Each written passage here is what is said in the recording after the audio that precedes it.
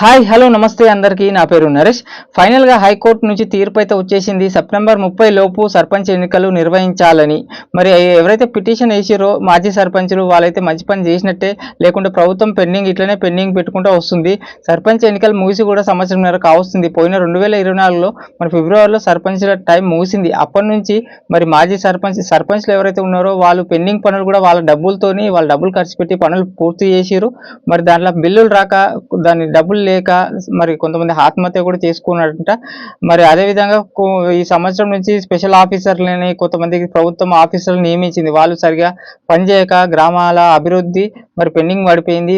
వాళ్ళు గ్రామ ప్రజల గురించి ఆఫీసర్లు సరిగా పట్టించుకోక ఇవన్నీ సమస్యల పైన హైకోర్టులో పిటిషన్ అయితే దాఖలు చేసి మంచి పని చేసారు కొంతమంది మాజీ సర్పంచులు. లేకుంటే ఇంకా పొడిగించే వాళ్ళు. ఎందుకు కాంగ్రెస్ గవర్నమెంట్ ఇట్లా చేసిందంటే భయం.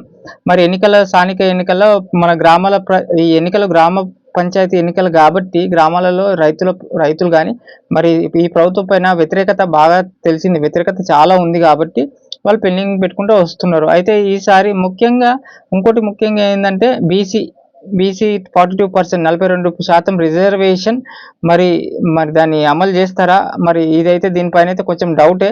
మరి కొంతమంది మరి తిన్మార్ మల్లన్న లాంటి వాళ్ళు అయితే వాయిస్ గట్టిగా వినిపిస్తున్నారు. బీసీ 42% రిజర్వేషన్ అమలు చేసినాకనే ఎలక్షన్స్ వేయాలని.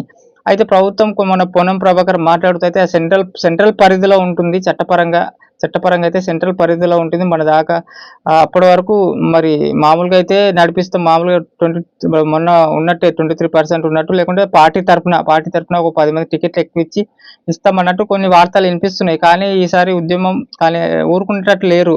మరి మల్లన్న లాంటి వాళ్ళు కూడా హెచ్చరిస్తారు ప్రభుత్వాన్ని. ఇంకా మిగతా వాళ్ళు కూడా చాలా మంది బీసీ 42% రిజర్వేషన్ ఇవ్వాలని. ఇదొక తలకాయ నొప్పి. దీని ఆలోచనలో పడ్డది ప్రభుత్వం. మరి మిగతాది ప్రభుత్వం ప్రజల నుంచి చాలా వ్యతిరేక 6 గ్యారంటీలు కానీ ముఖ్యంగా రైతుల్ని బాగా సతాయించింది. మనకు తెలిసింది ఇప్పుడు వేసిన రైతు బంధు ఈ వానాకాలం 9 రోజుల్లో 9,000 కోట్లు అనేది ఇప్పుడు కరెక్ట్ చేసినట్టే. ఇంతకుముందు అసలే వేయలేదు. ఒక సీజన్ అయితే 4 ఎకరాల వరకే వేసిండు. ఇంకా మిగతా విషయాలపైన రేవంత్ రెడ్డి మాట తీరు కూడా చాలా మైనస్ అయింది గ్రామాలలో. ఎప్పుడు కేసీఆర్ని తిట్టడం అనవసరం. మొత్తం స్పీచ్ ఎప్పుడైనా మాట్లాడితే కేసీఆర్ పైన మొత్తం నెట్టడం. కాళేశ్వరం కానీ బనకచెర్ల ఈ ఇష్యూల పైన వాటర్ ప్రాజెక్టుల పైన కూడా ప్రతిది కూడా కేసీఆర్ పైన ఇట్లా గ్రామాలలో చాలా వ్యతిరేకత వస్తుంది రేవంత్ రెడ్డి ప్రభుత్వం పైన. మరి ఇది ఇప్పుడైతే మరి 3 నెలలు టైం ఉంది. ఈ 3 నెలల్లో మరి ఇంకో సంక్షేమ పథకం ఏదైనా ఇచ్చే అవకాశం కూడా ఉంది కాంగ్రెస్ ప్రభుత్వం అని నేను అనుకుంటున్నా.